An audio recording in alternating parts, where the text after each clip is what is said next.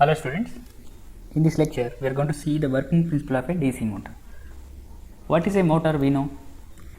What is the function of a motor? Function of a motor is it takes electrical energy as input and it gives mechanical energy as output, right? So this mechanical energy is nothing but rotational energy, right?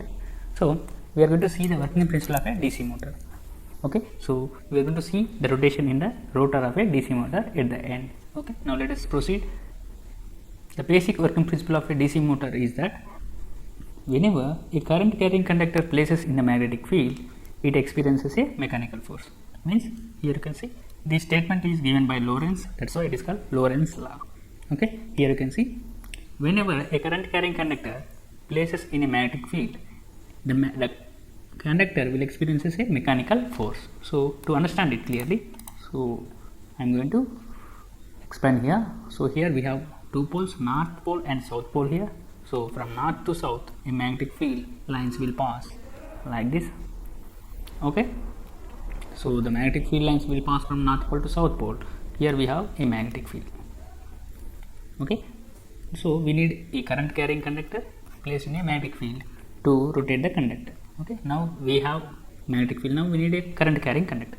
Here you can see here this is a conductor, here this is a conductor. Okay, so this is a commutator of a DC motor. Okay, so these are the brushes here through which we give supply to the armature. These are brushes. Okay, so whenever we supply DC to these brushes and the DC will be connected to the armature winding through the commutator segments. Okay, so now we have a conductor which is carrying a current. We have a magnetic field and we have a conductor which is carrying current. So a mechanical force or magnetic force will be applied on this conductor. So when electric current passes through a coil in a magnetic field, the magnetic force produces a torque which turns the DC motor. Okay, so this conductor will experiences a force. Under the south pole it experiences upward force, under the north pole it experiences downward force. So this upward and downward force is nothing but torque that will rotate the conductor in clockwise direction. Okay, so this force is given by Fleming's left hand rule and expression is F is equal to B into I into L in newtons. So let us try to understand Fleming's left hand rule, which is very important for motor operation. So to know the direction of rotation, to know the force on conductor, we need to apply Fleming's left hand rule. So what is Fleming's left hand rule? So consider our left hand and stretch the fingers, the point finger, center finger and thumb finger like this. Okay, so the angle between each and every finger should be 90 degrees. Okay, so here the point finger will show the direction of magnetic field.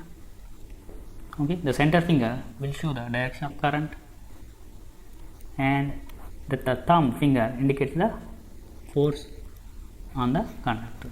Okay, if we keep our point finger and center finger in the direction of magnetic field and current respectively, we are going to find the force which is applied on the conductor. Okay, so this is Fleming's left hand rule. We are going to apply this rule in the upcoming minutes of the class. Okay, so the force is given by B is equal to F is equal to BIL. Okay, F is equal to BIL in newtons, where B is flux density in Weber per meter square, I is current in amperes and L is length in meters, length of the conductor in magnetic field. When this armature winding is connected to DC supply, we know that armature is connected to DC supply through the brushes. So due to this supply, a current will be induced in the armature winding.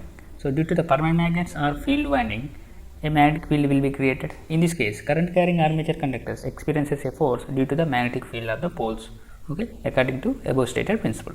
Now, what is the function of commutator here? So commutator is made segmented to achieve the unidirectional torque here. So here the armature conductors under one pole will be having one specific direction of current.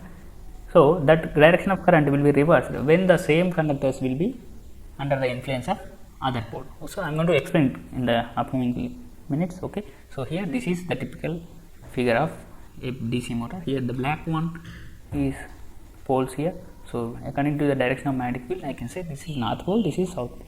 Okay, so here we have magnetic field lines like this, and we are going to keep armature conductors. So these are copper conductors, armature. So I am going to So apply current to these conductors, armature conductors, through the brushes and commutators. So the current will be flown through the armature conductors. So these current carrying conductors under the influence of magnetic field will be experienced by a force F, that can be obtained by Fleming's left hand rule.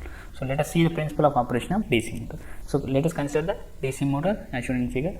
So whenever the terminals, that means armature, is connected with DC supply, okay, so a current will be flown through the armature. So the field is excited with external DC supply. The field winding here, you can see the poles are excited with field current IF, which is an external DC supply. Okay, so now we have current in the armature conductors and we have magnetic field. Okay, now what is happening here? You can see the conductors, armature conductors. So these are the armature conductors here. So all these are armature conductors. Okay, and here the current direction, you need to understand this current directions. So if we take, this is current, okay, so if the current is coming out of the plane, that is indicated with the dot. If the current is going into the plane, that is indicated with cross. If this is dot, this means the current is coming out of the plane, coming towards you. And if the indication of the current is like this, the current is going into the plane. Okay, so here under the south pole here, so this is the influence of south pole up to this point. Okay, and this is the influence of north pole here. Okay, so here under the influence of south pole, the current in the armature conductors is going into the plane. You can see they are indicated with cross here. That means the current is going into the plane. Now under the influence of north pole, the current in the armature conductors is coming out of the plane. Okay, now we have magnetic field, okay, due to the poles, and we have current due to the supply. Now we need to find the motion of the conductor, that is force applied on the armature conductors. So what is the force which is rotating the rotor, that we need to find. So for that we need to apply Fleming's left hand rule. That means I am going to stretch my left hand with all three fingers having 90 degrees displacement. Okay, so I am going to keep my, so let me take different color here. So let me take black color here. So I am going to keep at the south pole first. So the direction of magnetic field is like this.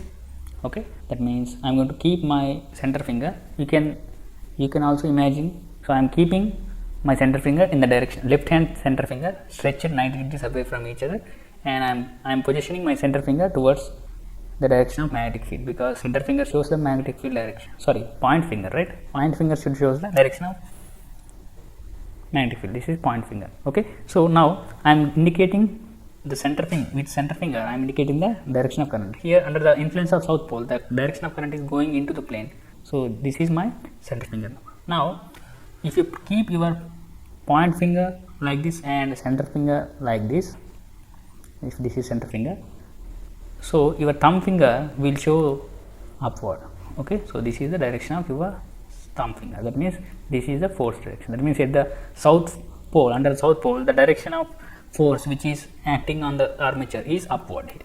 Okay, so by keeping your fingers, left hand fingers 90 degrees stretch, so you can find the direction of force which is acting on the armature conductor. Similarly, under the north pole, so I am going to keep my point finger towards the direction of magnetic field here. Okay, this is my point finger here. Okay, and I am going to keep my center finger, okay, towards the direction of current here. Okay, this is my center finger here. Okay, now the thumb finger will be indicated like this. Okay, this is our thumb finger. Okay,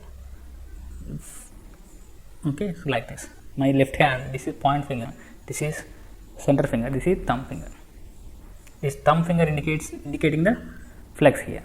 Okay, sorry, force here. That means it is downward. Under the south pole, the force was upward. Under the north pole, the force is downward. That means the armature is being experienced by a force, with twisting force. So under the south pole it is upward, under the north pole it is downward. So this force will try to rotate the armature in clockwise direction in this case. Okay, so this is the operation of DC motor. Now let us try to understand.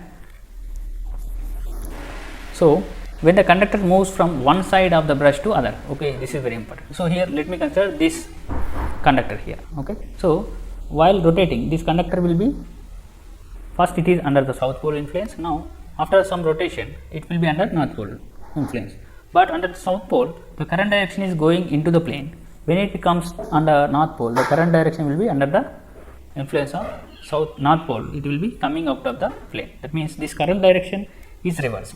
The current direction under south pole is different. The current direction under the north pole is different for same conductor. So this is possible by commutator. So this commutator will help in reversal of this current from one pole to other pole. Okay. So this brush here. So current is going into the plane, means if brush 1 is having some influence on this. So at this position, the brush 2 will be having the influence. That means, so commutator will change the direction of the current in the armature conductor from one pole to another pole. When conductor moves from one side of the brush to other side, the current in that conductor is reversed. At the same time, it comes under the influence of the next pole, which is of opposite polarity. So consequently, the direction of force on the conductor remains same. So without commutator, the force acting on the armature will be different. That means for one half cycle of rotation, it will be upward. For another half cycle, it will be downward. So that means the motor will not rotate. So to make the rotation continuous and unidirectional torque application, we need commutator. So it should be noted that the function of commutator is in the motor is same as generator. So by reversing the current in each conductor as it passes from one pole to other, it helps in developing continuous and unidirectional torque. So this is the application of commutator. Okay. Now let us see few applications of DC motor here. So there is no basic difference in the construction of generator, DC generator or DC motor. So one machine can be used as a DC generator and DC motor here. Okay. So here there are three different types of DC motors available: series, shunt, compound. So these are named because we have two windings, field winding and armature winding. If they are connected in series, that is series DC motor. If the field winding and armature winding are connected in parallel, that is shunt DC motor. Okay. If the field winding is divided into two parts, one is connected in series and one is connected in shunt with the armature, that will be compound DC motor. Okay. And the DC motors have very few applications. Okay, because AC is supplied to the industries. Converting AC into DC will be expensive. So most of the DC motors are being replaced with induction motors now. But there are special applications for DC motors in steel mills, mines and electric trains. Okay, because the speed torque characteristics of DC motors are superior in compared to AC motors. Okay, so that's why DC motors are as popular as three-phase induction motors. So we are going to see the speed torque characteristics of DC motors in the upcoming classes. Okay, so you will come to know that. Okay, so this is about operating principle of DC motor. Okay, thank you.